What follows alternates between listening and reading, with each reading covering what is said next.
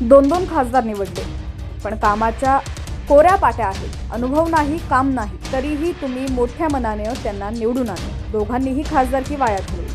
लोकसभेत एकदा पण बोलले नाही. त्यांच्याच पक्षाने त्यांना निष्क्रिय असल्याची पावती दिली. सत्ता असून सुद्धा, पंतप्रधान असून सुद्धा 3-3 वेळेस पंतप्रधान बदलावे लागतात ही शोकांतिका आहे. पहिला उमेदवार आणला तो बदलला, दुसरा बदलला, आता उपरा आणला, असं म्हणत सोलापूर लोकसभेच्या महाविकास आघाडीच्या उमेदवार प्रणिती शिंदे यांनी भाजप उमेदवार राम सातपुते यांच्यावरती निशाणा साधलाय. महाविकास आघाडीच्या उमेदवार प्रणिती शिंदे यांच्या प्रचारात राष्ट्रवादीचे सर्वेसर्वा शरद पवार यांच्या प्रमुख उपस्थितीत सभा पार पडली. यावेळी प्रणिती शिंदे बोलत होत्या. यावेळी माढा लोकसभेचे उमेदवार धैर्यशील मोहिते पाटील, शेकाप नेते अनिकेत देशमुख, रघुनाथराजे देशमुख, सक्षणा सलगर आदी नेते उपस्थित होते. प्रणिती शिंदे म्हणाल्या, मायबाप शेतकऱ्यांनी मला हिंमत दिली आहे. मला अनेक गावातील शेतकरी मायबाप म्हणाले की आम्ही आमचं ठरलंय भाजप विरोधात मतदान करायचं. गेल्या 10 वर्षात शेतकऱ्यांना त्रास झालाय. गावागावात पाणी नाहीये, उजनीचं नियोजन नाहीये, कांदा निर्यात बंदी केली. गुजरातचा कांदा बाहेर जातोय, पण महाराष्ट्रावर अन्याय केला जातोय. जीएसटीचा राक्षस उरावर येऊन बसलाय. 15 लाखांच्या आमिषामुळे 10 वर्ष मागे गेलो आहोत. हे पाप भारतीय जनता पक्षाचं आहे. तुमच्या मताची भाजपला किंमत राहिलेली नाहीये. आणखी किती अपमान सहन करणार आहात? आता येऊन म्हणताय उमेदवारांकडे बघूच नका, पंतप्रधानांकडे बघा असं म्हणतात. दोघांनी काय दिवे लावलेत असा सवालही प्रणिती शिंदे यांनी यावेळी उपस्थित केलाय. 2-2 खासदार निवडले, कोऱ्या पाट्या, अनुभव नाही, काम नाही, तरी तुम्ही किती मोठे मनाचे की तुम्ही त्यांना निवडून आणलं. पण दोघांनी खासदारकी वाया घालवली. लोकसभेत एकदा पण बोलले नाहीत. अहो, त्यांच्याच पक्षाने त्यांना पावती दिली निष्क्रिय होण्याची. सत्ता असून सुद्धा, पंतप्रधान असून सुद्धा 3-3दा उमेदवार बदलावे लागतात. ही शोकांतिका आहे.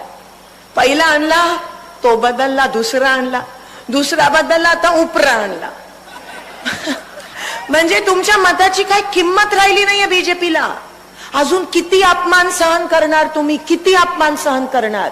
तुमच्या बरोबर खेळी खेळली जाते.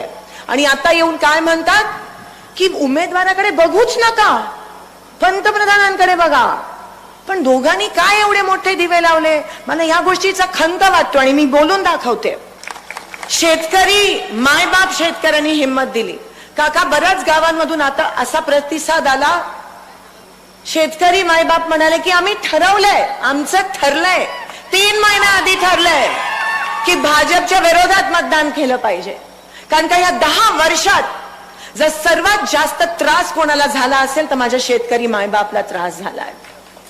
गावोगावी पाणी नाहीये, उजनीचं नियोजन नाहीये, पिकाला भाव नाहीये, अजून पीक विम्याचं वितरण झालं नाहीये, दुधाला दर नाहीये, कांदा निर्यात बंद. आजच मी बातमी वाचली की गुजरातचा कांदा बाहेरगावी जातोय, पण महाराष्ट्रामध्ये कांदा निर्यात बंद आहे. का आमच्या महाराष्ट्रावर अन्याय झाला?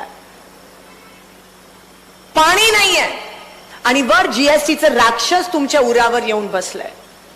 10 वर्ष हा त्रास सहन करताय का? एका 15 लाखाच्या आमिषामुळे. अजून वाट बघतोय.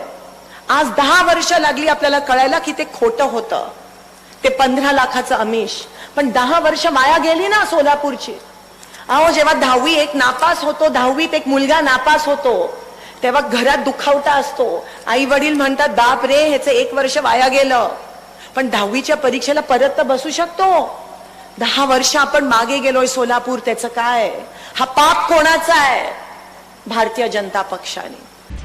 लोकसभा 2024 तसंच राजकीय घडामोडी पाहण्यासाठी HPN मराठी न्यूज चॅनलला सबस्क्राईब करा आणि बेल आयकॉनवर क्लिक करून नोटिफिकेशन्स मिळवा, जेणेकरून आमचे अपडेट्स लवकरात लवकर तुमच्यापर्यंत पोहोचतील.